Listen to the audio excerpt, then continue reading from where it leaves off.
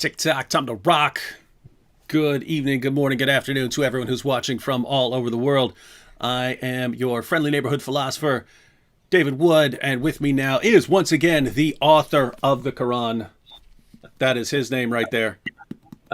The author of the Quran. We've got the author of the Quran. Alhamdulillah, we can ask all the questions we want now about the Quran. That's right. You got it right here.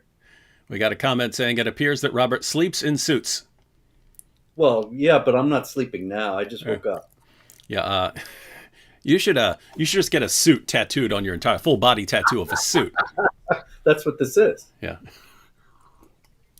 All right. Well, what's going on? Oh, I remembered. Before we actually get started in covering the latest news, we have had several requests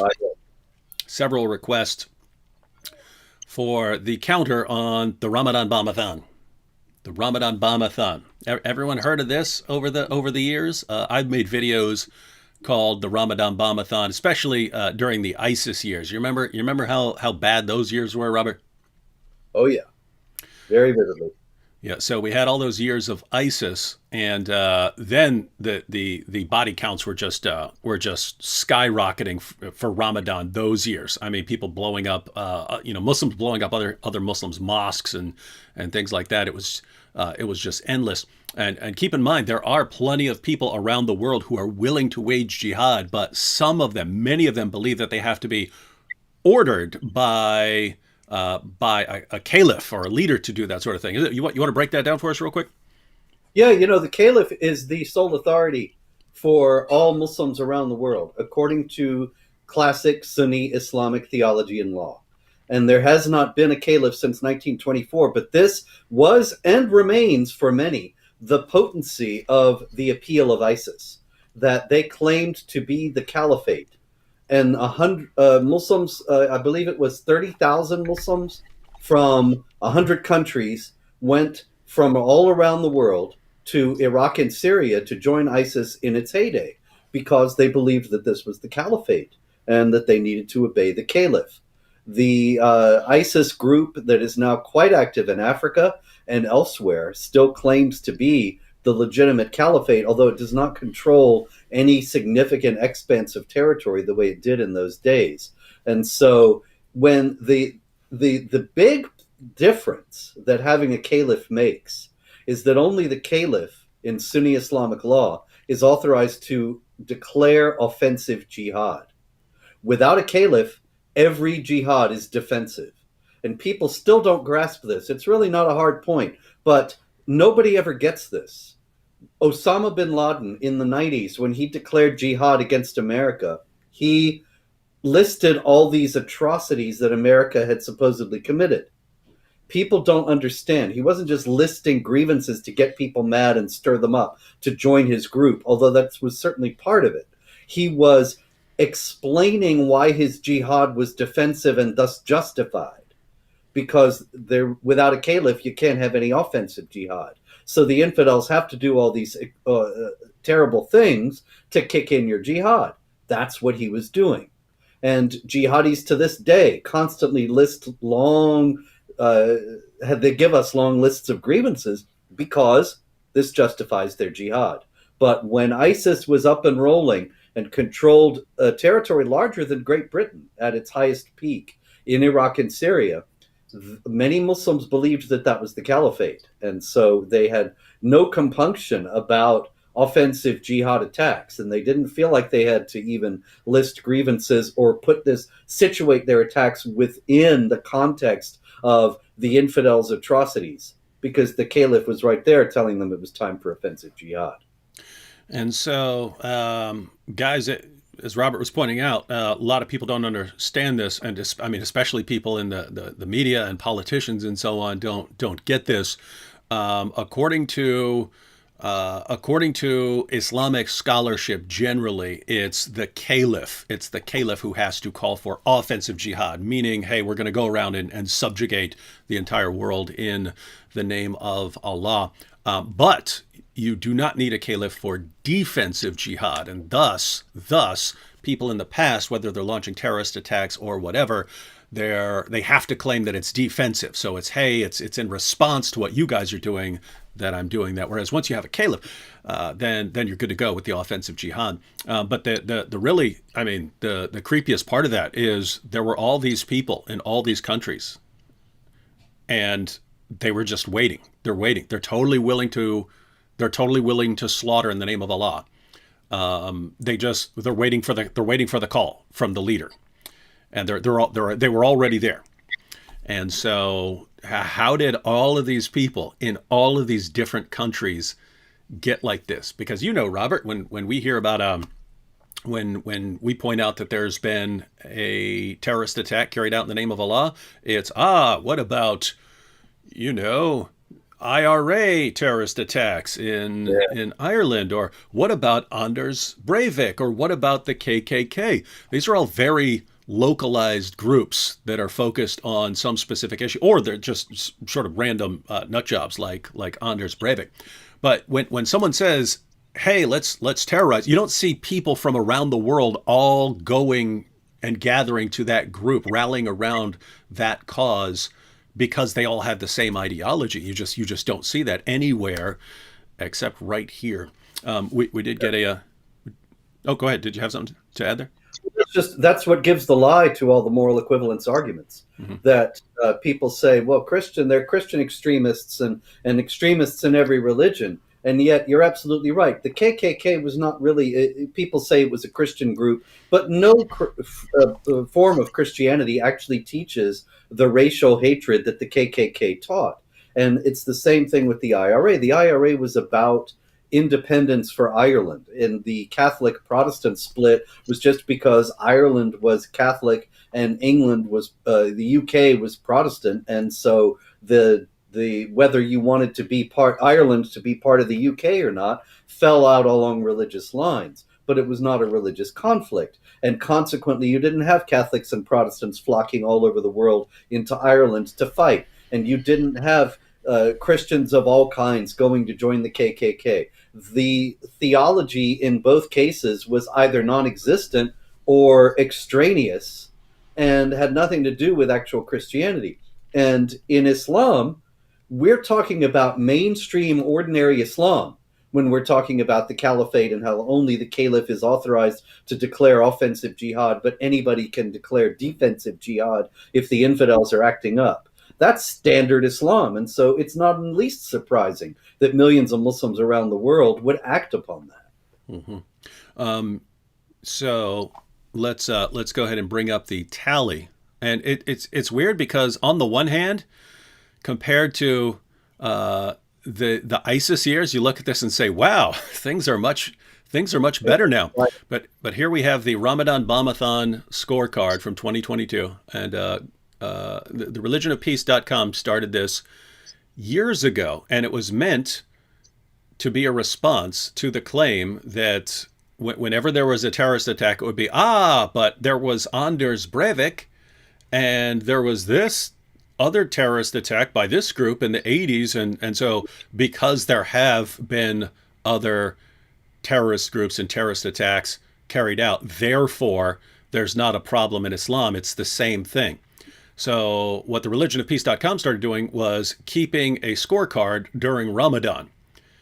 So every attack that makes it into the news is recorded and tallied, and you get the results there. So the Ramadan Bombathon 2022. This is day 18 of Ramadan, so there's still several days of Ramadan to go. But terrorist attacks carried out in the name of Islam. There have been 82 attacks so far during Ramadan, carried out in the name of Islam. 402 people killed.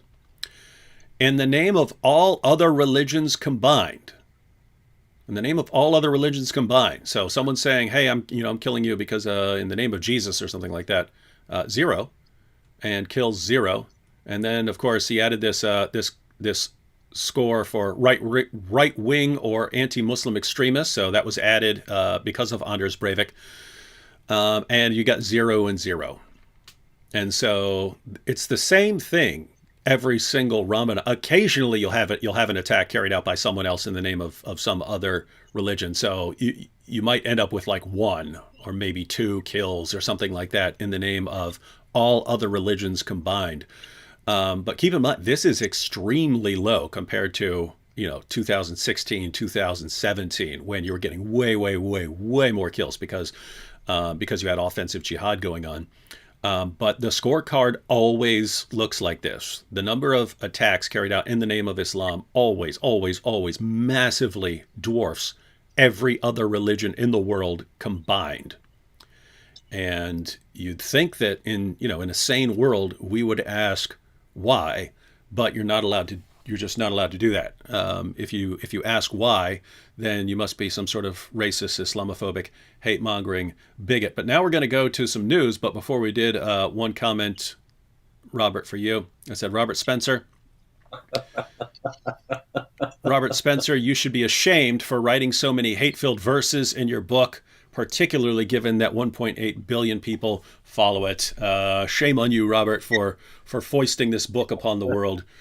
Yeah, I wanted to make it dramatic, a little action in there, throw a few kill the unbelievers wherever you find them in there, and it livens it up. Mm-hmm, mm-hmm. I think I got carried away a little bit too much with a lot of the rules, a lot of the long passages about how terrible the unbelievers are. So, you sprinkle in a few kill thems and people wake up. Yeah, you can, but we can abrogate that later on. We can abrogate that.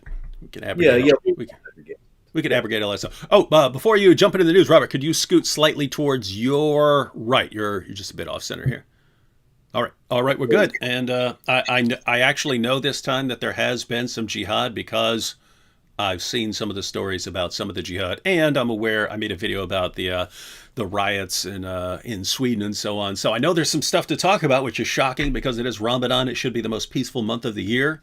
But what do you got for us, Robert?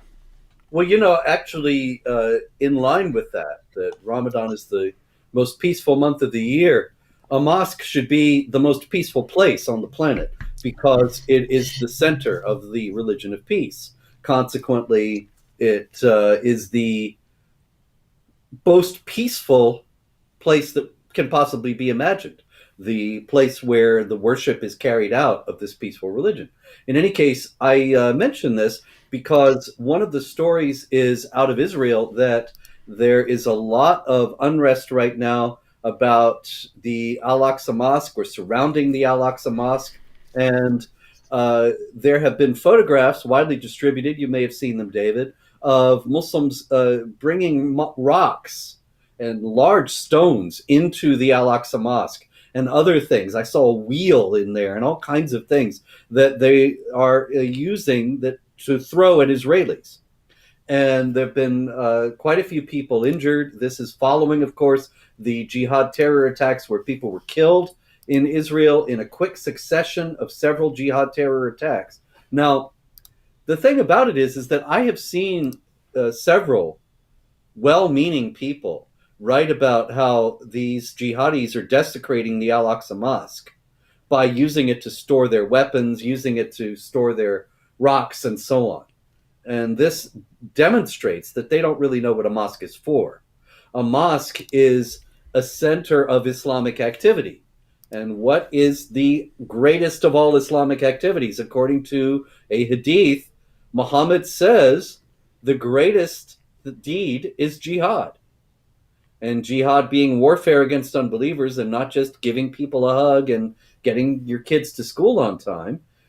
Warfare against unbelievers is going to be, in many cases, organized in a mosque. So what's happening at the Al-Aqsa Mosque over the last few days is not unusual.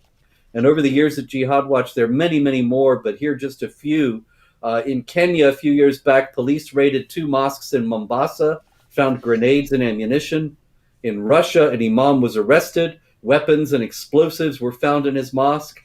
In Philadelphia, a man who shot a cop and said he did it for ISIS, for the Islamic State, was a frequent member of a local mosque. Incidentally, also, the 2 ISIS guys who came to kill us at our Muhammad art exhibit in 2015 in Texas were active members of their mosque. in Phoenix, the Islamic Community Center of Phoenix. In Singapore, 26 Muslims were deported after recruiting for the Islamic State in a mosque.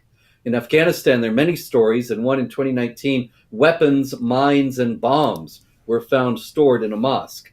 And all of the people who used mosques in this way did not think this incongruous at all. You might find it odd to read stories, as there used to be stories also out of Afghanistan of people being blown up in a mosque when their bomb making class went wrong, because you don't have bomb making classes in your church. But a church and a mosque are not actually the same thing. People assume, oh, it's just the Islamic house of worship, and so it's a place of peace and meditation and prayer. It is, because jihad is a sacred act in Islam, it is also a place of preparing for war. Robert, it has been brought up in the chat here. If people are bringing rocks into the Al Aqsa Mosque, how do we know that they aren't simply bringing those in to wipe themselves? Since Muhammad said that his followers should wipe themselves with an uneven number of rocks. See? Did you? If you saw the photos, you'd know the answer. The rocks were pretty big. Oh, okay. Maybe they were for very large men. I don't know. Maybe. I don't know. We're trying to give the benefit of the doubt, ladies and gentlemen. All right.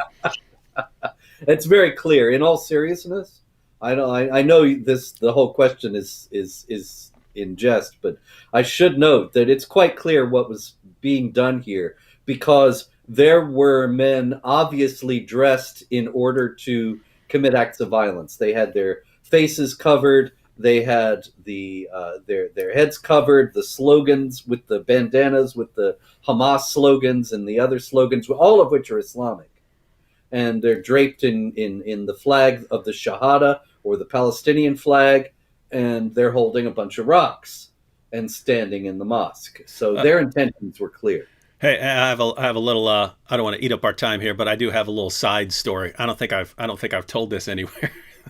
But I took a tour with a Christian group in Israel a couple of years ago, and the group wasn't going to the Temple Mount, but I wanted to go down there. And so I'm walking around the Temple Mount, and I start walking around the Dome of the Rock, and then a guy who's he's at the door of the Dome of the Rock. He yells, "Are you a Muslim?" And I go, "No." "Is he not a Muslim?" And he gets on his walkie-talkie and starts talking. And so anyway, I walk away. And then when I walk back, because I'm sure you've seen the pictures before, it looks like marble. The marble, the features of the marble look like images of demons on the side of the Dome of the Rock there. So I walk over there and I take a picture, and I hear thump thump thump thump thump thump thump thump thump thump thump. Someone coming running behind me. And so I'm filming there, and then so I go into selfie mode. So in case I get clocked, then someone's going to be on camera. So I go into selfie mode and I start walking away, and then I hear the footsteps. I hear the footsteps stop. But then as I'm walking around, I see anytime I get anywhere near this, there are guys like on the corners, like standing there, like waiting for me to walk closer to this. So again, I don't know if I should be mentioning him, but someone else who was touring Israel at that same time was the guy from. He's a retired Army Ranger, but he has the channel Warrior Poet Society. And I saw him, and I was like, "Hey, Army Ranger, this guy could have my back." And I was like, "Hey, man, you got my back?" He's like, "What? What's going on?" "Sure." And I go, "All right, these guys are about to jump on me every time I get close to the Dome of the Rock. So I'm gonna go over there, and whatever happens, you just get it on video, right? I just want good video, whatever. I don't want them, beating the crap out of me, and then they get away with it, right? So get some good video." And he just goes, You need to not go over there. I was like, and it was funny because I hadn't considered that as an option, right? It was like, well, it's obviously I'm going to go over there. They're acting like they're going to beat me up if I go over there. Obviously, I'm going to go over there. And he's like, you need to not go over there. You already got video footage. Why don't you just be happy with what you got and not go over there? And I was like, oh, I could not go over there and get beat up, huh? Oh yeah, okay, yeah, I'll go with that one. And then so I didn't go over there, but anyway. Was that the trip when you went into the Kaaba and made the film there? No. That was totally different trip. Different trip to the Kaaba. You might have just slipped over into Mecca while you were in the neighborhood. Anyway, interesting story that I found fascinating. That's not specifically jihad, and we got a lot of jihad, but since we're a little bit tangential already here, there was a story that 73% of Palestinians believe in a prophecy that Israel will collapse by June 2022, within 2 months. And the I found the prophecy. Actually, I was kindly sent it by a Jihad Watch reader, and it's very interesting prophecy. It's quite lengthy and complicated, but it's based primarily on chapter 17 of the Quran and the passages that follow the one that is the basis for the Islamic claim to Jerusalem as an Islamic holy city. That is 17:1, which does not, I must emphasize, mention Jerusalem at all by name. It says, "May he be glorified who carried his servant by night from the sacred mosque to the farthest mosque, Al Aqsa, around which we have blessed, so that we might show him some of our signs. Indeed, he only is the seer, the hearer." Anyway, if you go on, it says that they entered the temple, even as they entered it the first time, to lay waste to all that they conquered with an utter wasting. And this guy is connecting that with Israeli police going into the Al Aqsa Mosque to find these jihadis. And it's very interesting exegesis of the Quran. Really, I'm not sure it's correct, but I guess we'll see in June. Hmm. Meanwhile, let's see. In I, Austria, I actually want to make a video on that because of how popular it is. yeah, yeah, absolutely. 73% of the Palestinians. So That's a lot. do you have the actual exegesis and prophecy? If not, I'll send it to you. Oh yes, please send that to me. It's interesting because I mean those are the kinds of things that can help destroy a leader's credibility. You know what I Oh mean? yeah, Because yeah, so and I'm saying that because we've had uh, you know Christian televangelists and so on like that, and the end is coming on this day, and yeah. so it's good when they're exposed. So the clock is ticking on this guy. Hmm. All right. So Ali Harbi Ali, who killed the British MP Sir David Amos, it was very interesting. He was on trial recently, and he said that he was a moderate Muslim. And those were the terms that he used, though he said he's a moderate Muslim. Now, he said that he killed Amos for Islam because Amos had voted for British intervention in Iraq and Afghanistan. And so he thought that Amos was an enemy of Muslims, and he killed him as an example for other politicians, he said. And he did it in order to protect Islam and Muslims. But he did not consider himself to be a jihadi or an extremist. At least that's what he said at his trial. He said he was a moderate. I guess maybe he would have killed more MPs if he had not been a moderate. But his moderation did not mean that he was entirely a peaceful fellow. Another interesting He, thing he, he out was of he was moderately moderate. Let's say that. yeah, yeah, he was moderate in his moderation. Mhm. Another Quran-based story we have comes out of the UK as well, and this there's an active manhunt going on actually for this man. Although I don't think it's very likely that they're going to find him at this point. This was a man back in December, but they're still looking for him. And as a matter of fact, the Campaign Against Anti-Semitism just last Thursday offered a £10,000 reward. That's $13,000 in American money for any information about this guy who during last Hanukkah in December, he went up to a man. He said, "You look Jewish," and he explained, "I am looking for a Jew to kill."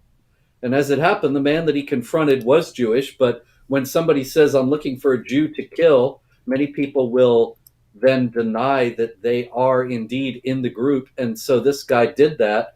And he said he wasn't Jewish. The attacker said, "Good, I want to find a Jew to kill." And later on, however, he started to tear down a Hanukkah display that was out there in public in Hampstead in the UK. And the same man confronted him, whereupon the attacker said, "I knew you were Jewish. You lied to me. You were Jewish. I'm going to kill you." and he said, "I want to kill my first Jew."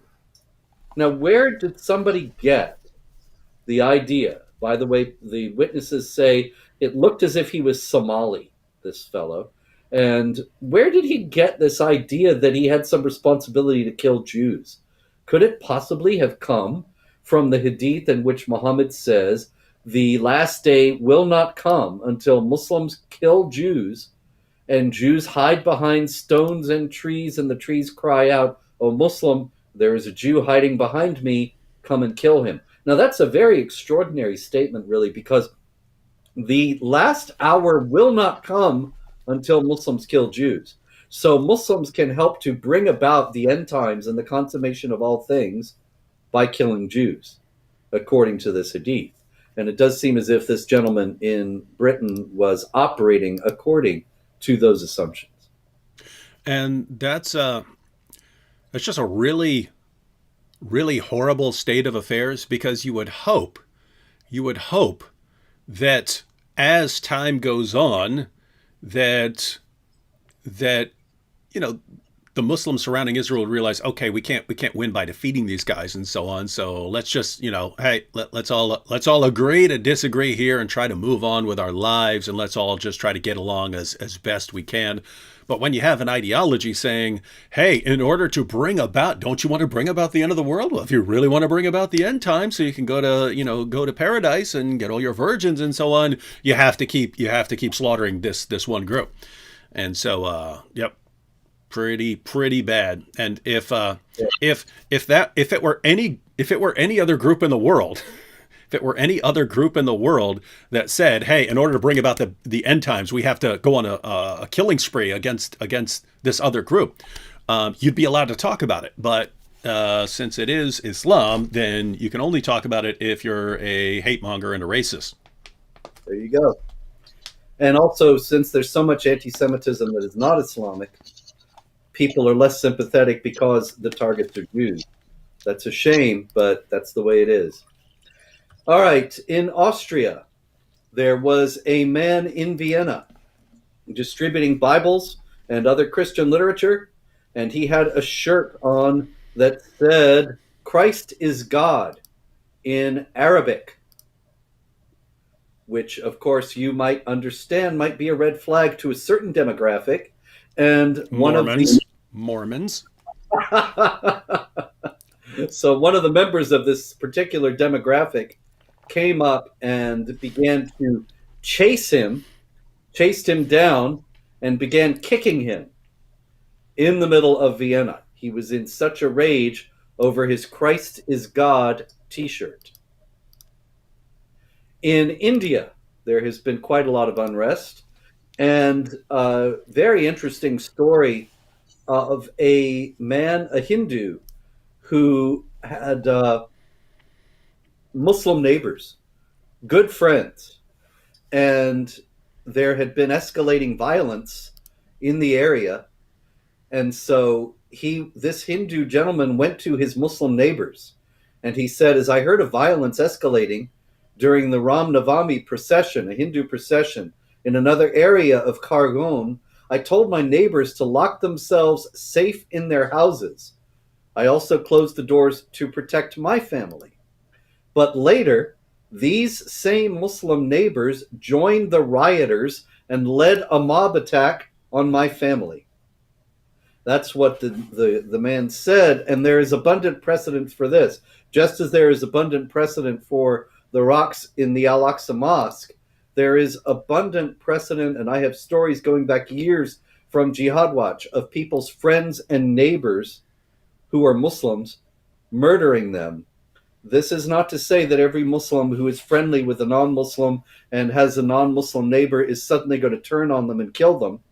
But there is abundant precedent, including Tamerlan Tsarnaev, the Boston Marathon bomber, who had actually Jewish friends. And on 9/11, 2011, he slit the throat of one of his Jewish friends. The murder was never solved until after the Boston Marathon bombing. And there are many other examples I've got listed at Jihad Watch. Now, this might happen actually because, very briefly, do not take Jews and Christians as your friends, chapter 5, verse 51 of the Quran. What do you do if you've taken a Jew or Christian as your friend and then you repent and return to Allah? Well, you have to deal with the friendship and make it up to Allah that you have taken this infidel as your friend in defiance of his orders. Yeah, So Robert, this, and you're familiar with this goes all the way back to the time of Muhammad. So you go all the way back and remember those two brothers, Mu'isa and Hu'isa, and yeah, one of the brothers converted to Islam and then runs out and kills a Jew, and the other brother says, "What are you doing? He's a friend of the family. I mean, he's a friend of our family. Why'd you go out and kill him?" And then so the brother says, "Well, if the one who ordered me to kill the Jew ordered me to kill you too, I'd kill you too." And then the brother goes, "Wow, something that makes you do this must be true," and he converted too. So it's I don't interesting. see how that follows. Yeah, If you ask me, that's flawed logic there, Mr. Philosophy. I don't know. yeah. It is. You do see that sort of thing in multiple times in the Muslim sources. That sort of whatever makes you most aggressive and violent, it must be because it's true. Because you're not going to get that excited and enraged over something that's a lie. They even decided. Um, wars based on this because when Abu Bakr decided to launch the apostate wars after Muhammad died, and some of the people were just saying, "Hey, we're still Muslims. We're still Muslims. We still pray. We're just not paying zakat to you. We're going to handle zakat as charity on our own." Abu Bakr said, "I'm coming to kill you too. I'm coming to kill you all as apostates if you are not doing exactly what we tell you to do." And Umar, who was next in line to be caliph, Umar objects and says, wait a minute. We're only allowed, someone converts to Islam, we're only allowed to kill them if they apostatize or if they commit adultery or if they kill another Muslim. Those people not paying zakat correctly are not in any of those categories. What are you doing, right? And Abu Bakr's perspective was, well, if you are not doing everything exactly correctly, then you're actually I'm putting you in the apostate category, and I'm coming to kill you. But Umar has this interesting line where he says something like, "I could tell by the heaving of his chest that he was right." So Yeah, it's not I could tell by your brilliant argument or your reasoning. It was just I could tell by how enraged he got over this and how much he wanted to go kill these people that he must be right. And so it's just weird to have that as a criterion. And I think that really drives a lot of what we see in places like Pakistan, where everyone has to form a mob and go on a killing spree over a mere accusation. That, like in that mindset, like the more enraged we get over the Quran or blasphemy or something like that, the more inclined we are to kill, the more it shows that we're on the right team here. It's just very, very peculiar thinking. absolutely. Speaking of peculiar thinking, Muhammad Salah al You have the best transitions ever. Well, you know Muhammad Salah al Munajid, very famous preacher, very famous Islamic scholar, and he has issued a fatwa that bans serving food before the end of the day to non-Muslims. Now, this is noteworthy because what he's essentially saying is that at least publicly, the non-Muslims have to observe the Ramadan fast. And we are often told in the West that Sharia only applies to Muslims, doesn't apply to non-Muslims. Non-Muslims have nothing to do with it, so they don't have anything to worry about in regard to it. And yet we see again and again that Muslims expect that non-Muslims must conform their behavior to suit Muslim sensibilities in Muslim countries and in non-Muslim countries. And so Muhammad Saleh al-Munajid has just given us a confirmation of that. Another interesting story coming out of ISIS, which still very much exists and is quite active in India and in Afghanistan and in Africa, in Nigeria, Somalia, and Mozambique. This is the Islamic State Khorasan province. And so that's in Afghanistan and in that Central Asia area. And they, interestingly enough, they have emphasized that fighting with the tongue, the jihad of the tongue, is as important as the jihad of warfare. And you know, you would think that ISIS is just going to be all about warfare. But think about the inroads that the jihadis have made in the West without warfare. Uh, Not to say there hasn't been any here, they're quite the contrary, but the jihad of the pen and the tongue have been extraordinarily effective in teaching people to be afraid to talk about jihad, afraid to talk about the Islamic texts and teachings, afraid to be called Islamophobes. That's all the jihad of the pen, and it's worked very well for them. Yeah, and I mean, Muhammad was asked which type of jihad is best, and he specifically referred to the kind of jihad that involves violence and getting injured and so on. So he said that the best kind was the kind that's actually fighting. But nevertheless, there is this common theme running through the Muslim sources that whatever is going to work best, whatever is going to be most effective for the Muslim community is what you should do. And so that's why we see Muhammad when, hey, it's peace and tolerance when he's in the minority. And then when he has a bigger following, then it's defensive jihad. And then when he's the most powerful, then it's offensive jihad, subjugate everyone. There is this element of whatever is most practical and whatever's going to work best. So, yeah, if I were on their side, I would be saying, hey guys, we would be much more effective using these methods than actually going out and fighting and terrorizing people right now. But there's also, of course, a trajectory. And the Meccan passages in the Quran, you have Muhammad asking for tolerance, not really preaching tolerance for others, but demanding tolerance of the Muslims from the non-Muslims. And then you have the move to Medina and the transition to defensive jihad, and finally the preaching of offensive jihad. This is, of course, not my classification. This goes back to as far back as Ibn Ishaq, Muhammad's first biographer, in the middle of the 8th century. And so it is a paradigm that repeats itself throughout history. When Muslims are a small group that is powerless, then they preach tolerance and peace. When they gain more power, however, then you get more aggression. And we have seen this again and again. We're starting to see this now in Europe.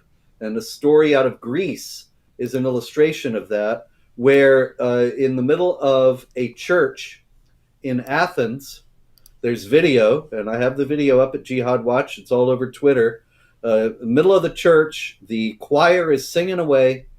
A Muslim walks into the church, walks up to the microphone, and starts to proclaim Quran verses.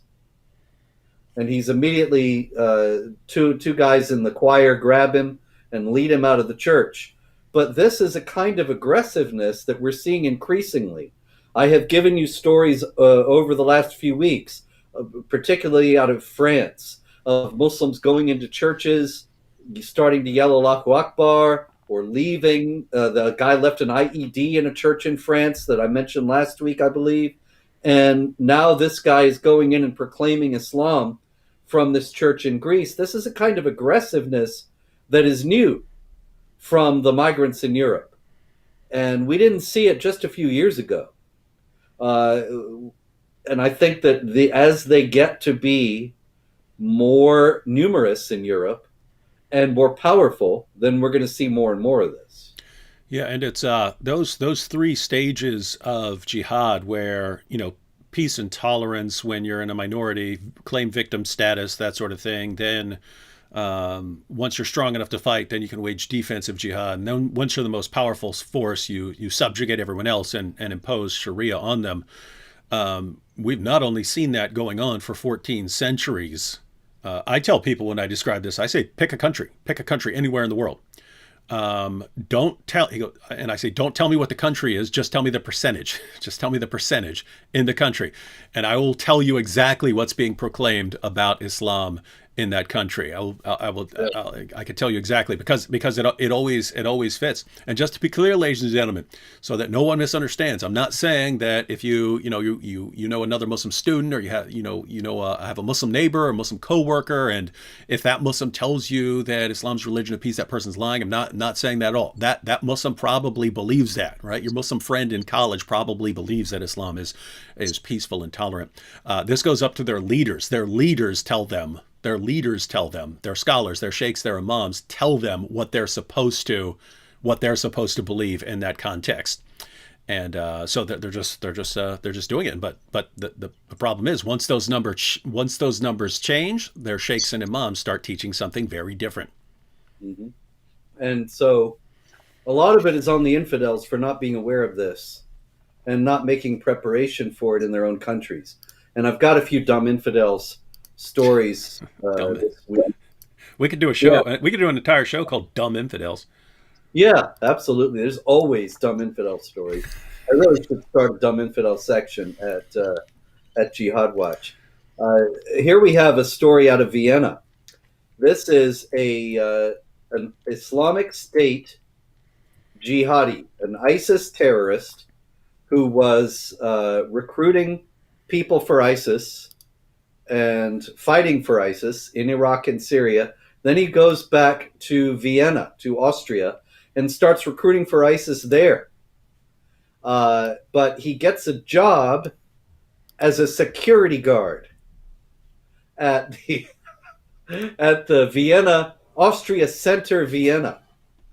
All right, and his even though he had this record as a terrorist, as a known ISIS terrorist who had continued his activities when he returned to Austria, he got this job as a security guard at this place where infidels congregate. But now he is in hot water because he is accused of raping a coworker at the Austria Center, Vienna. And of course, she was a woman who was not covered and thus liable to be molested, as the Quran says in chapter 33, verse 59. So this is a classic dumb infidel story. First, they let him back into the country. Then they didn't put him in prison. Then they give him a job at this place where he's actually providing security. And they let him loose where there are women who are not covered and assume that everything is going to be okay.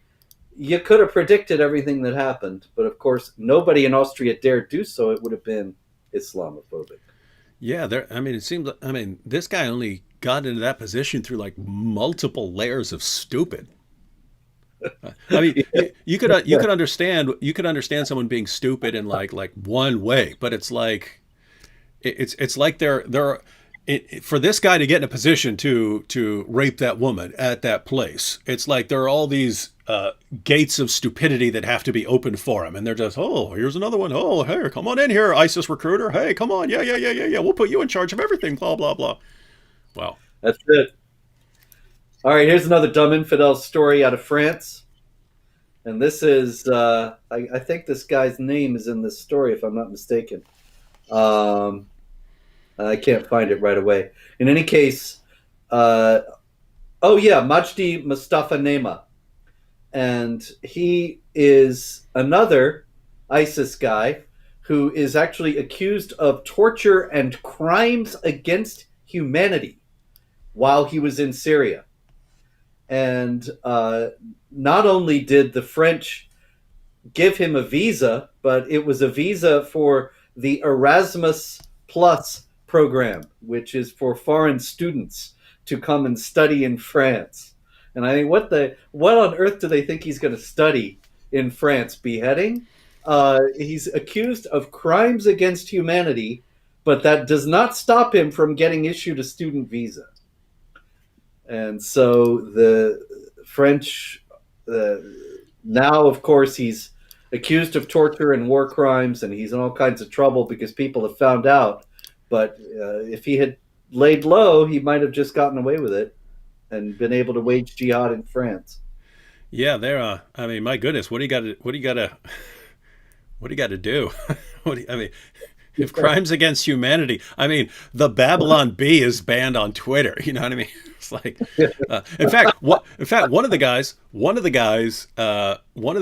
got banned. Like you had the main account get banned, and one of the other guys goes, oh, hey, maybe if I put a bunch of Uyghurs in concentration camps, then they'll let me slide. And then they banned him for that. So they're not banning the actual country that's doing that, but they ban him for being sarcastic about it. And meanwhile, you got dudes who are committing crimes against humanity, and they're good to go as far as France is concerned.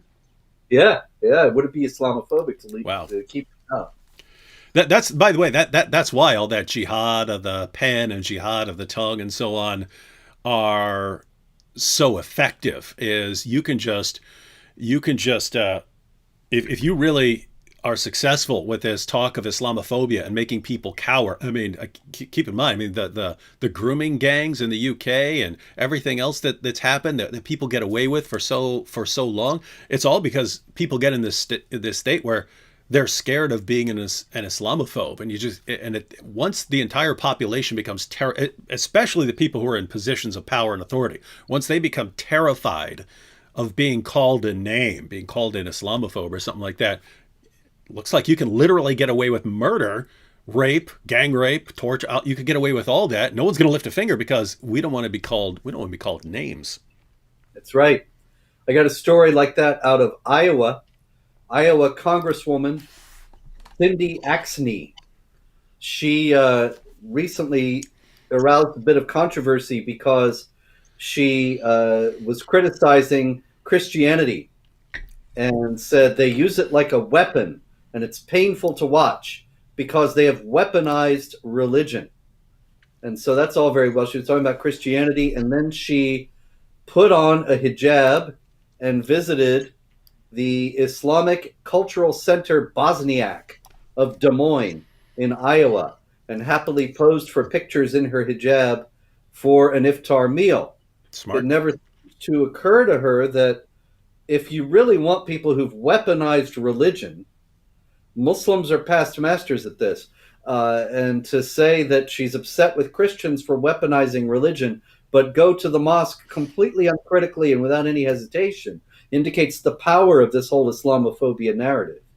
That she knows that it would be far worse to be accused of Islamophobia than to be anti Christian. Nobody cares if she criticizes Christians or Christianity.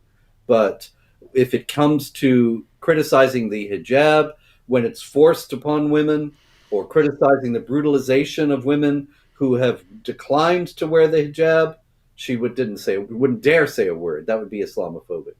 Well, in her defense, it's hard to weaponize Islam when it's been weaponized from the beginning.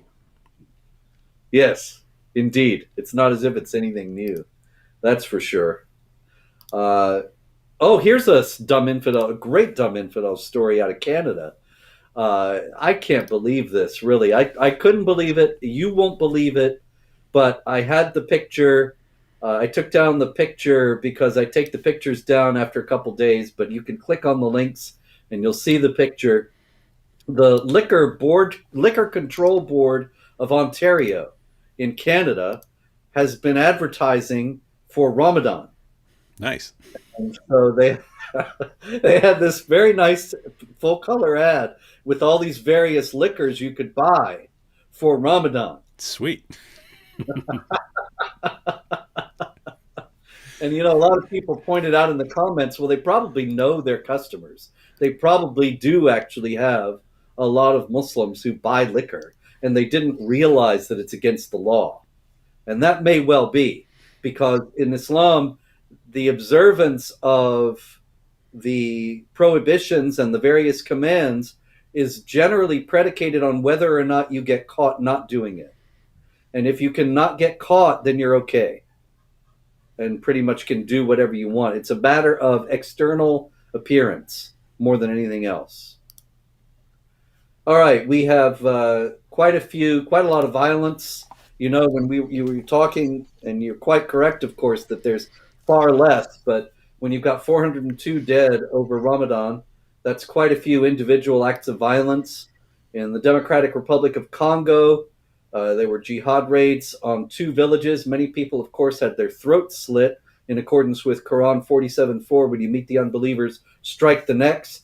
30 people were murdered.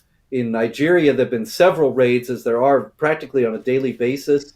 Attacks on Christian villages with 80 people murdered, 115 homes torn down. In another instance, 14 Christians were murdered. In another, 100 people were murdered and the houses ransacked. These are all separate attacks. In Nigeria, they suffer the highest rate of Islamic State attacks. That's ISIS attacks. ISIS is, of course, by no means dead. And the Boko Haram jihad group in Nigeria, the most sizable faction of it, became a part of ISIS, calls itself the Islamic State West Africa province, and they are quite active.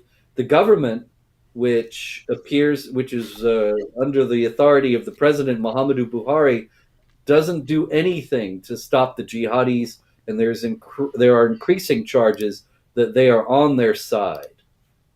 Yeah, it's an ongoing massive problem, and I think the mainstream media is actually pretty racist, not in terms of their thinking, hey, this group is superior to that group or something like that, but in terms of what they report. I mean, the things Yeah, going on in Africa with jihadis slaughtering people left and right. And it's never a big issue. Whereas, you look at the numbers, it'll be 60, 80, 120 people or something like that slaughtered, and mhm. at most you'll see like a little BBC mention of it or something like that, but it never becomes something that is a big concern in the world. Whereas if this were in Europe or something like that, they would be talking about it. But I mean, people massively underestimate the significance of what's happening in a place like Nigeria, because as Islam has expanded, there are places where there's like a dividing line. It's like Islam dominates on this side of the line, and there are non-Muslims on the other side of the line, and the Sharia files constantly want to push that line further and further and further. And they don't care if it takes 500 years. If we just keep pushing it a little more, little more, little more, little more, little more, little more, then we've got the entire country, and then we're going to the next country. Well, Nigeria is one of those places. Nigeria is one of those dividing lines where you've got these jihadi groups and so on dominating the north, and then in the south you have tons and tons of Christians and so on. You got jihadis trying to push that line, trying to eventually take over the entire country, and they're absolutely relentless in the attacks. It's constant, ongoing jihad attacks to take over a very, very, very important part of Africa, so that they can continue pushing further south, and it's just never news for some reason. Yeah, I do think that they're racist. And I've seen this over the years, David, because I cover at Jihad Watch all these stories out of Nigeria. It's just absolutely horrific, day after day after day. And not just Nigeria, but Somalia is just as bad or almost as bad. And then there's jihad activity really all over Africa. Mozambique, there's quite a lot of ISIS activity. And I'm the only one covering it practically. And you're Uh, and you're and you're and you're a bad evil guy for covering it. yeah, yeah, exactly. And so it's astonishing to me. And I do believe, you may recall that when the Ukraine war started, there was some correspondent who actually said that it was shocking to see this kind of violence in people like us. And I thought, oh, see, it really didn't bother you when those people over there were killing each other. That's just what they do. Well, it's But just it's just so dumb given the 20th century, right? It's like yeah, Europeans got sick of fighting for a while, right? And now we're shocked. We're shocked that someone's making a comeback with the fighting and so on. But don't act like this is because you know, you're shocked because white people don't do that sort of thing. What planet are you from?